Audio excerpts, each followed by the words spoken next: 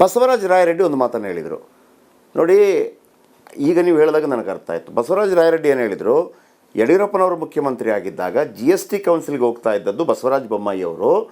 ಆಗ ಬಂದಾಗ ನೀವು 1 ವರ್ಷದ ಅವಧಿ ಇತ್ತು ಹೇಳಬೇಕಾಗಿತ್ತು ಅಂತೇಳಿ. ಈಗ ನೀವು ಹೇಳ್ತಾ ಇದ್ದೀರಿ ಹಾಗಲ್ಲ, ಸಿದ್ದರಾಮಯ್ಯವರು ಮುಖ್ಯಮಂತ್ರಿ ಆಗಿದ್ದಾಗ. ಫಸ್ಟ್ ಆಫ್ ಆಲ್ ಒಂದು ಕ್ಲಾರಿಫಿಕೇಶನ್ ಕೊಡ್ತೇನೆ. GST ಕೌನ್ಸಿಲ್ಗೂ ಹಣಕಾಸಿನ ಆಯೋಗಕ್ಕೂ ಏನೂ ಸಂಬಂಧ ಇಲ್ಲ. 2013ರಿಂದ 2018 ತನಕ ಮುಖ್ಯಮಂತ್ರಿ ಆಗಿದ್ದವರು ಸಿದ್ದರಾಮಯ್ಯನವರು. ಈ 15ನೇ ಹಣಕಾಸು ಆಯೋಗದ ಸಾಧಕ ಬಾಧಕಗಳ ಚರ್ಚೆ ಆಗಲೇ ಆಗಿದ್ದದ್ದು. ಹೌದು. ಈಗ ಉದಾಹರಣೆಗೆ 2016ನೇ ಹಣಕಾಸಿನ ಆಯೋಗ 26 ನಂತರ ಅದು ಬರೋದು. ಅದು ಈಗಲೇ ಸ್ಟಾರ್ಟ್ ಆಗಿದೆ. ಈಗ ನಿಮ್ಮ ಮುಂದಿನ ದಿನಗಳಲ್ಲಿ 16ನೇ ಹಣಕಾಸಿನ ಆಯೋಗ ಕರ್ನಾಟಕಕ್ಕೆ ಬರ್ತದೆ, ಚರ್ಚೆ ಮಾಡ್ತದೆ ನಮ್ಮದೆಲ್ಲ ಸ್ಥಿತಿಗತಿಗಳು. ಮತ್ತು ಮಾನದಂಡ ಒಂದು ಆಯೋಗ ಇನ್ನೊಂದು ಆಯೋಗ ಚೇಂಜ್ ಆಗುತ್ತೆ. ಅದೇ ಮಾನದಂಡ ಇರಬೇಕು ಅಂತಿಲ್ಲ. 6 ಮಾನದಂಡಗಳಿತ್ತು, ಅದು ಎಲ್ಲ ಆಯೋಗಗಳು ಚೇಂಜ್ ಆಗ್ತದೆ. ಮತ್ತು ಬದಲಾವಣೆ ಆಗಿರೋದು ಕೇವಲ ಕರ್ನಾಟಕಕ್ಕಾದರೆ ಅನ್ಯಾಯ ಅಂತ ಒಪ್ಪಬಹುದು. ಎಲ್ಲ ರಾಜ್ಯಗಳಿಗೆ ಬದಲಾವಣೆ ಆಗಿದೆ, ಜನಸಂಖ್ಯೆ ಆಧಾರದ ಮೇಲೆ ಇನ್ನೊಂದು ಆಧಾರದ ಮೇಲೆ ಬದಲಾವಣೆ ಆಗಿದೆ. ಆದ್ದರಿಂದ ಇದು ಕಾಂಗ್ರೆಸ್ ಕಾಲದಿಂದ ನಡ್ಕೊಂಡು ಬಂದಿರುವಂಥದ್ದು, ಇದೇನು ಮೋದಿ ಬಂದ ಮೇಲೆ ಮಾಡಿರುವಂಥದ್ದಲ್ಲ. ಹಣಕಾಸಿನ ವ್ಯವಸ್ಥೆ ಇದೆಲ್ಲ ಸ್ವತಂತ್ರ ಬಂದ ತಕ್ಷಣವೇ ಸಂವಿಧಾನದಲ್ಲಿ ಹಾಕಿ ಮಾಡಿರುವಂಥದ್ದು, ಅದೇ ನಡೆದಿರೋದು. ಈಗ ಇವರು ಇನ್ನೊಂದು ವಿಷಯ ಎತ್ತಿದ್ರು, ಸೆಸ್ ಬಗ್ಗೆ. ನಮ್ಮ ಪೆಟ್ರೋಲ್ ಡೀಸೆಲ್ ಸೆಸ್ ಹೋಗುತ್ತೆ, ನಮ್ಗೆ ಬರೋಲ್ಲ ಅಂತ. ಇವ್ರು ದೊಡ್ಡದಾಗಿ ಅಡ್ವರ್ಟೈಸ್ಮೆಂಟ್ ಕೊಟ್ಟಾರೆ, ನಮ್ಮ ಟ್ಯಾಕ್ಸು ನಮ್ಮದು. ಕಾಂಗ್ರೆಸ್ ಸರ್ಕಾರದಾಗ ಸೆಸ್ ಇತ್ತಲ್ಲ, ಯಾಕೆ ಕೇಳಲಿಲ್ಲ ನೀವು? ಸೆಸ್ ಆವಾಗಿಂದ ಇದೆ, ಪೆಟ್ರೋಲಿಯಂ ಸೆಸ್ಸು ಡೀಸೆಲ್ ಸೆಸ್ ಆವತ್ತಿಂದ ಇದೆ. ಯಾಕೆ ಕೇಳಲಿಲ್ಲ ನೀವು? ನೀವು ಮುಖ್ಯಮಂತ್ರಿ ಇದ್ರಿ ಸಿದ್ದರಾಮಯ್ಯವರೇ, UPA ಸರ್ಕಾರ ಇತ್ತು ಮನಮೋಹನ್ ಸಿಂಗು, ಅವಾಗ ಹೇಳ್ಬೋದಾಗಿತ್ತಲ್ಲ ಸೆಸ್ ತೆಗೀರಿ ಅಂತ. ಯಾಕೆ ನೀವು ಕೇಳಲಿಲ್ಲ? ಈಗ ನೀವು ರಾಜಕೀಯ ಸಲುವಾಗಿ ಕೇಳ್ತಿರುವಂಥದ್ದು. ಹಾಗಾದರೆ ಆಡಳಿತಾರೂಢವಾಗಿರುವಂಥ ಒಂದು ಪಕ್ಷ ಏನಾದರೂ ನಿರ್ಧಾರ ರಾಜ್ಯಕ್ಕಾದರೂ ಕೈಗೊಳ್ಳಲೇಬೇಕಲ್ವಾ? ಅಲ್ಲ, ನೀವು ಆಡಳಿತದಾಗ ಯಾಕೆ ಕೈಗೊಳ್ಳಿಲ್ಲ ಅಂತ ನಾನು ಕೇಳ್ತಿರೋದು. ಯಾಕಂದರೆ ನಿಮ್ಮ ಸರ್ಕಾರ ಇತ್ತಲ್ಲ ಮೇಲೆ. ಸೊ ಇದು ಕೇವಲ ರಾಜಕಾರಣಕ್ಕಾಗಿ ಇದನ್ನು ಮಾಡ್ತಾ ಇದ್ದಾರೆ ಹೊರತಾಗಿ ಇನ್ನೊಂದಲ್ಲ. ಬಟ್ ಅವ್ರು ಹೇಳ್ತಾರೆ ಆಗ ಬಜೆಟು ಕಡಿಮೆ ಇತ್ತು, 14ರಲ್ಲಿ 15 ಲಕ್ಷ ಕೋಟಿ ಇತ್ತು, ಈಗ 45 ಲಕ್ಷ ಕೋಟಿ ಬಜೆಟ್ ಇದೆ, ದೊಡ್ಡದಾಗಿದೆ. ಬಜೆಟ್ ದೊಡ್ಡದಾಗಿದೆ, ಆಗ ಬರಲೇಬೇಕಲ್ವ? ಅಲ್ಲಲ್ಲ, ಬಜೆಟ್ ದೊಡ್ಡದಾದರೂ ಕೂಡ ನೀವು ಅಲ್ಲಿ ಡೆವಲ್ಯೂಷನ್ ಆಫ್ ಫಂಡ್ ಮಾನದಂಡ ನೀವು ಹೆಚ್ಚಿಗೆ ಮಾಡ್ತಿದ್ರಿಲ್ಲ, ಬರೋದಲ್ಲ. ಇಷ್ಟು ಹೆಚ್ಚಿಗೆ ಬಂದಿದೆಯಲ್ಲ. ನಾನೊಂದು ಸರಳ ಪ್ರಶ್ನೆ ಕೇಳ್ತೀನಿ. ಈಗ ಇವರು ಹೋರಾಟ ಮಾಡ್ತಾ ಇದ್ದಾರಲ್ವಾ, ಇದರಿಂದ 15ನೇ ಹಣಕಾಸು ಆಯೋಗ ಏನು ಇಲ್ಲಿ ತನಕ ಕೊಡುವಂಥದ್ದು 26 ತನಕ ಆಲ್ರೆಡಿ ಅದಕ್ಕೆ ಸ್ಯಾಂಕ್ಷನ್ ಅಂತ ಆಗಿದೆ, ಫಿಕ್ಸ್ ಆಗಿದೆ. ಅದರಲ್ಲಿ ಬದಲಾವಣೆ ಮಾಡೋದಕ್ಕೆ ಅವಕಾಶ ಇದೆಯಾ? ಇಲ್ಲ, ಬದಲಾವಣೆ ಮಾಡೋಕ್ಕೆ ಅವಕಾಶನೇ ಇಲ್ಲ. ಹಾಗಿದ್ರೆ ನಾವು ಸರಿ ಮಾಡಬೇಕು ಅಂತಂದರೆ 16ನೇ ಹಣಕಾಸು ಆಯೋಗದ 16ನೇ ಹಣಕಾಸಿನಲ್ಲಿ ಸರಿಯಾಗಿ ಪ್ರತಿಪಾದನೆ ಮಾಡಬೇಕು. ಇವ್ರದ್ದೇ ಜವಾಬ್ದಾರಿ. ಹಾಗಿದ್ರೆ ಇವರು ಎಷ್ಟೇ ಪ್ರಯತ್ನ ಪಟ್ಟರು, ಏನೇ ಪ್ರಯತ್ನ ಪಟ್ಟರು ಕೂಡ ಸರಿಯಾಗೋ ಚಾನ್ಸೇ ಇಲ್ಲ. ಇಲ್ಲಿ ಯಾಕಂದರೆ ಆಲ್ ಇಂಡಿಯಾ ಲೆವೆಲಲ್ಲಿ ಎಲ್ಲ ರಾಜ್ಯಗಳಿಗೆ ಹೊಂದಿಸಿರ್ತಾರೆ. ಯಾವುದೋ ಒಂದು ರಾಜ್ಯ ಹೆಚ್ಚು ಮಾಡೋದು ಕಮ್ಮಿ ಮಾಡುವಂಥ ಅಧಿಕಾರ ಕೇಂದ್ರ ಸರ್ಕಾರಕ್ಕೆ ಇಲ್ಲವೇ ಇಲ್ಲ. ಮತ್ತು ಯಾಕೆ ಮಾಡಿದ್ರು ಅಂತ ನಿಮಗೆ ಅನಿಸುತ್ತೆ? ಈಗ ಏನೂ ಇದರಿಂದ ಲಾಭ ಆಗೋದಿಲ್ಲ. ಒಂದು ವೇಳೆ ಕಡಿಮೆ ಆಗಿದ್ದರೂ ಕೂಡ 16ನೇ ಹಣಕಾಸು ಆಯೋಗ ಏನು ಬೇರೆ ಬೇರೆ ಸ್ಟೇಟ್ಗಳಿಗೆ ಬರುತ್ತೆ, ಬೆಂಗಳೂರಿಗೂ ಬರುತ್ತೆ, ಕಡಿಮೆ ಆಗಿಲ್ಲ. ಸಂದರ್ಭದಲ್ಲಿ ಹೇಳಬೇಕು ಅನ್ನೋದು ಬಿಟ್ಟರೆ ಈ ಟೈಮನ್ನು ಯಾಕೆ ತಗೊಂಡ್ರು? ಲೋಕಸಭಾ ಎಲೆಕ್ಷನ್ ಒಂದು.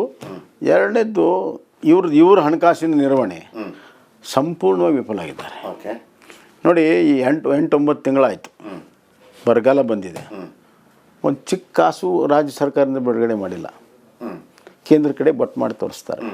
ನಮ್ಮ ಕಾಲದಲ್ಲಿ ಪ್ರಭಾವ ಆಯಿತು, ಯಡಿಯೂರಪ್ಪನವ್ರ ಕಾಲದಲ್ಲಿ, ನಮ್ಮ ಕಾಲದಲ್ಲಿ ನಾವೇನು ಮೇಲೆ ನೋಡಲಿಲ್ಲ. 2021ರಲ್ಲಿ ನೀವು ಹೇಳಬೇಕಿತ್ತೋ, ಯಡಿಯೂರಪ್ಪನವರು ಮತ್ತು ನೀವು ಹೇಳಬೇಕಿತ್ತೋ, ಅಥವಾ 2014-15ರಲ್ಲಿ ಆ ಸಂದರ್ಭದಲ್ಲಿ ಅವರು ಹೇಳಬೇಕಿತ್ತೋ? ಇದೆಲ್ಲ ಕ್ಯಾಲ್ಕುಲೇಷನ್ನು, ಜನಸಂಖ್ಯೆ, ಇದು ಎಲ್ಲ ಬಿಫೋರ್ ಫೈನಲ್ ರಿಪೋರ್ಟ್ ಕೊಡೋಕ್ಕಿಂತ ಮುಂಚೆ ಅಸೆಸ್ಮೆಂಟ್ ಆಗುತ್ತೆ. ಒಮ್ಮೆ ರಿಪೋರ್ಟ್ ಕೊಟ್ಟ ಮೇಲೆ ಯಾವ ಅಸೆಸ್ಮೆಂಟ್ ಆಗಲ್ಲ, ಏನು ಬದಲಾವಣೆ ಆಗಲ್ಲ. ಅಸೆಸ್ಮೆಂಟ್ ಆಗಿದ್ದು ಯಾವ ವರ್ಷ? ಅದೇ 15, 16, 17ನೇ ಇಸ್ವಿಯಲ್ಲಿ ಅಸೆಸ್ಮೆಂಟ್ ಆಗಿರೋದು. ಅವ್ರು ಮುಖ್ಯಮಂತ್ರಿ ಇದ್ದರು. ಮತ್ತು ಬಸವರಾಜ ರಾಯರೆಡ್ಡಿ ಅವರು 21ರಲ್ಲಿ ಬಸವರಾಜ ಬೊಮ್ಮಾಯಿ ಹೋಗಲಿಲ್ಲ ಅಂತ ನಿಮ್ಮ ಮೇಲೆ ಆರೋಪ ಮಾಡ್ತಾರಲ್ಲ, ಅವ್ರು ತಪ್ಪು ಆರೋಪಗಳನ್ನು ಮಾಡ್ತಾರೆ. ಇವತ್ತು ವರದಿ ಕೊಟ್ಟ ಮೇಲೆ ನೀವು ಹೋಗಲಿಲ್ಲ ಅಂದ್ರೆ ಅರ್ಥ ಏನಿದೆ? ವರದಿ ಕೊಟ್ಟಿರುವಂಥದ್ದು ಸಮ್ಮಿಶ್ರ ಸರ್ಕಾರ ಕಾಲದಲ್ಲಿ. ಮತ್ತು ಸಿದ್ದರಾಮಯ್ಯವರು ಆ ಸಮ್ಮಿಶ್ರ ಸರ್ಕಾರದ ಮುಖ್ಯಸ್ಥರಿದ್ದರು. ಅವತ್ತಾದರೂ ತೆಗಿಬೋದಾಗಿತ್ತು. ವರದಿ ಕೊಟ್ಟ ಮೇಲೆ ಏನು ಮಾಡ್ತೀರಿ? ಈ 14ನೇ ಮತ್ತು 15ನೇ ಹಣಕಾಸು ಆಯೋಗದಲ್ಲಿ ಹೆಚ್ಚು ಕಡಿಮೆ ಆಗಿರುವಂಥ ಡಿಫರೆನ್ಸ್ ಏನು ಸರ್? ನಿಮ್ಮ ಡಿಫರೆನ್ಸ್ ಏನು ಮೇಜರ್ ಏನು ಅಂದರೆ ಜನಸಂಖ್ಯೆ. ಇಲ್ಲೇನಿದೆ ಅಂದರೆ ಹಣಕಾಸಿನ ಆಯೋಗ ಯಾವಾಗಲೂ ಕೂಡ 2 ಮಾನದಂಡ, ಮೇಜರ್ ಮಾನದಂಡ ಇರ್ತದೆ.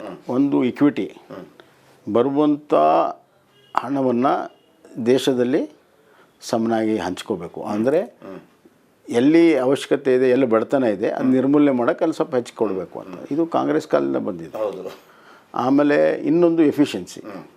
ಸೊ ಏನಾಗುತ್ತೆ ಅಂತಂದರೆ ಈ ಎಫಿಷಿಯನ್ಸಿ ಇಕ್ವಿಟಿ ಅನ್ನುವಂಥ ಎರಡು ಕುದುರೆಗಳು, ಇವನು ಸರಿಯಾಗಿ ನಾವು ಒಂದೇ ದಿಕ್ಕಿನಲ್ಲಿ ಎರಡು ಒಟ್ಟಿಗೆ ತೊಗೊಂಡು ಹೋಗಬೇಕು. ಈ ಸಂದರ್ಭದಲ್ಲಿ ಏನು ಮಾನದಂಡ ಮಾಡಿದ್ದಾರೆ, ಇದು ಉದಾಹರಣೆಗೆ ಜನಸಂಖ್ಯೆ ದೊಡ್ಡ ದೊಡ್ಡ ರಾಜ್ಯಗಳಲ್ಲಿ ಜಾಸ್ತಿ ಆಗಿದೆ. ಈಗ ಉದಾಹರಣೆಗೆ ಉತ್ತರ ಪ್ರದೇಶ, ಬಿಹಾರ, ಅವು ಜನಸಂಖ್ಯೆ ಜಾಸ್ತಿ ಆಗಿದೆ. ಆ ಮಾನದಂಡ ಇಟ್ಟಾಗ ಅಷ್ಟು ಜನಸಂಖ್ಯೆಗೆ ಅನುಗುಣವಾಗಿ ಅವ್ರಿಗೆ ಅದು ಡೆವಲ್ಯೂಷನ್ ಫಂಡ್ಸ್ ಹೋಗ್ತದೆ. ಅದನ್ನು ಇವರು ಕೂಡ ಹೇಳ್ತಾ ಇದ್ರಲ್ಲ, ಅಂದರೆ ಎಲ್ಲ ರಾಜ್ಯಗಳು ಸೇರಿ ಕರ್ನಾಟಕದಲ್ಲಿ 21% ಇತ್ತು, 18%ಗೆ ಜನಸಂಖ್ಯೆ ಪ್ರಮಾಣ ಇಳಿದಿದೆ. ಸೊ ನಾವು ಇಳಿಸಿದ್ದೀವಿ, ನೀವು ಕೇಂದ್ರ ಏನು ಹೇಳ್ತಾ ಇದೆ, ನಮಗೆ ಮತ್ತೆ ಲಾಸ್ ಆಗ್ತಾ ಇದೆ. ಅದನ್ನು ಹೇಳ್ಬೇಕು. ಅದನ್ನು ನೀವು ಪೈಪೋಟಿ ಒಬ್ಬ ಅಭಿವೃದ್ಧಿ ಪಥದ ರಾಜ್ಯ ಜೊತೆಗಿರ್ಬೇಕಾ ನಿಮ್ಮದು, ಅಥವಾ ಬ್ಯಾಕ್ವರ್ಡ್ ರಾಜ್ಯಗಳ ಜೊತೆಗಿರ್ಬೇಕಾ, ತೀರ್ಮಾನ ನೀವು ಮಾಡಿ. ಸರ್, ಫೈನಲಿ ಈಗ ನಮಗೆ ದೇಶ ಮೊದಲು, ಆಮೇಲೆ ರಾಜ್ಯದ ವಿಚಾರಕ್ಕೆ ಬಂದಾಗ ರಾಜ್ಯ ಮೊದಲು. ನೀವೊಂದು ಮಾತನ್ನು ಹೇಳಿದ್ರಿ, ನಾವು ಏನಾದರೂ ಸರಿಪಡಿಸೋದಿದ್ರೆ ಅದು 16ನೇ ಹಣಕಾಸು ಆಯೋಗದಲ್ಲಿ ಸರಿಪಡಿಸಬೇಕು ಅಂತೇಳಿ. ಒಂದು ವೇಳೆ ನಮಗೆ ನಾವು ಮನವರಿಕೆ ಮಾಡಿಕೊಟ್ಟು, ಇಲ್ಲ ನೋಡಿ ನಾವು ಜನಸಂಖ್ಯೆ ಕಡಿಮೆ ಮಾಡ್ಕೊಂಡಿದ್ದೀವಿ, ಜನಸಂಖ್ಯೆ ಜಾಸ್ತಿ ಆಗಿದೆ, ನೀವೆಲ್ಲ ಸವಲತ್ತುಗಳನ್ನು ವಾಪಸ್ ನಮ್ಗೆ ಕೊಡಬೇಕು ಅಂತಂದರೆ ಇರುವಂಥ ಏಕೈಕ ಮಾರ್ಗ ಯಾವುದು, ಯಾವಾಗ ಅದು ಬರುತ್ತೆ? ನೋಡಿ, ನಾನು GST ಕೌನ್ಸಿಲಲ್ಲಿಯೂ ಕೂಡ ಇದ್ದಾಗಲೂ ಕೂಡ ಹೇಳಿದೆ. ನಾನೇನು ಹೇಳಿದ್ದೆ ಅಂದರೆ, ಯಾವ ರಾಜ್ಯ ಸರ್ಕಾರ ಪರ್ಫಾರ್ಮೆನ್ಸ್ ಚೆನ್ನಾಗಿದೆ, ಟ್ಯಾಕ್ಸ್ ಎಫಿಷಿಯನ್ಸಿ ಚೆನ್ನಾಗಿದೆ, ಅಡ್ಮಿನಿಸ್ಟ್ರೇಷನ್ ಚೆನ್ನಾಗಿದೆ, ನೀವು ಯಾವ ರಾಜ್ಯದಲ್ಲಿ ಬಡತನ ಜಾಸ್ತಿ ಇದೆ ಅಲ್ಲಿ ಕೊಡೋದಕ್ಕೆ ನಮ್ಮ ತಕರಾರಿಲ್ಲ. ಆದರೆ if you can't reward the performing state, at least don't punish them. Okay, correct. So ಈಗೇನು 16ನೇ ಹಣಕಾಸಿನ ಮಾನದಂಡ ಮಾಡ್ತಾ ಇದ್ದಾರೆ, ಅದರಲ್ಲಿ tax effort, tax performance, revenue performance, ಅದು ಒಂದು ಅಂಶವನ್ನು ಇಟ್ಕೋಬೇಕು, ಒತ್ತಾಯ ಮಾಡಬೇಕು ನಾವು.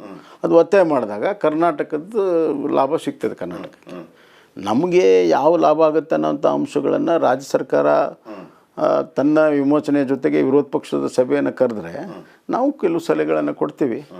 ರಾಜ್ಯಹಿತ ದೃಷ್ಟಿಯಿಂದ ನಾವು ತಯಾರಿದ್ದೀವಿ, ಆ ಕೆಲಸ ನಾವು ಮಾಡ್ತೀವಿ. ಅವರು ತಗೊಳ್ಳಿ ಅದನ್ನು. ಓಕೆ, ಹಾಗಿದ್ರೆ ಬಸವರಾಜ ರಾಯರೆಡ್ಡಿ ಮಾಡಿದಂಥ ಆರೋಪದಲ್ಲಿ ಯಾವುದೇ ಹುರುಳಿಲ್ವ ನಿಮ್ಮ ಪ್ರಕಾರ? ಖಂಡಿತವಾಗಿಯೂ ಅದು ರಿಪೋರ್ಟ್ ಕೊಟ್ಟ ಮೇಲೆ ಇನ್ನೇನು ಮಾತಾಡೋದಿರ್ತದೆ.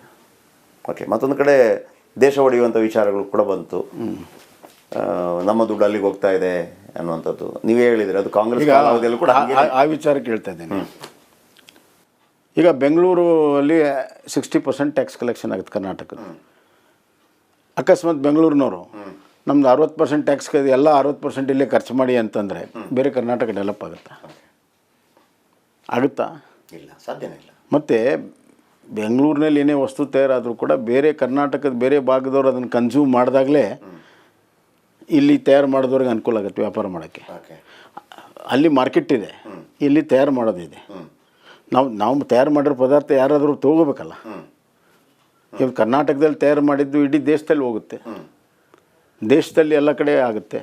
Just because the companies are registered year, ಆ ಟ್ಯಾಕ್ಸ್ ನಮ್ಮ ಅಕೌಂಟಿಗೆ ಬರ್ತಿದೆ. ಬಟ್ ಆ್ಯಕ್ಚುಲಿ ವ್ಯವಹಾರ ಉತ್ತರ ಪ್ರದೇಶದಲ್ಲಾಗಿರ್ಬೋದು, ಮಹಾರಾಷ್ಟ್ರದಾಗಿರ್ಬೋದು, ಮಹಾರಾಷ್ಟ್ರದ ಕರ್ನಾಟಕದಲ್ಲಿ ಆಗುತ್ತೆ, ಯು ಪಿದು. ಸೊ ಇದು ಇಡೀ ದೇಶದಲ್ಲಿ ವ್ಯವಹಾರ ಹೆಚ್ಚಾದಾಗಲೇ ಕರ್ನಾಟಕಕ್ಕೆ ಲಾಭ ಆಗೋದು. ಇನ್ನು ಐಸೋಲೇಷನ್ ಒಂದೇ ರಾಜ್ಯ ಹೆಚ್ಚಿಗೆ ಮಾಡ್ಕೊಳ್ಳೋಕೆ ಸಾಧ್ಯ ಇಲ್ಲ. ಇದು ಭಾಳ ಬ್ರಾಡಾಗಿ ಎಕಾನಮಿ ವರ್ಕ್ ಆಗುತ್ತೆ, ನನ್ನ ಮೂಗಿನ ನೇರಕ್ಕೆ ವರ್ಕ್ ಆಗಲ್ಲ. ಈಗ ಹೀಗಾಗಿ ನಾನು ಅದಕ್ಕೆ ಬೆಂಗಳೂರು ಉದಾಹರಣೆ ಕೊಟ್ಟೆ. ಹೀಗಾಗಿ ಇಡೀ ದೇಶದ ಎಕಾನಮಿ ಚೆನ್ನಾಗಿದ್ದಾಗ ಕರ್ನಾಟಕದ ಎಕಾನಮಿನೂ ಕೂಡ ಚೆನ್ನಾಗಾಗುತ್ತೆ.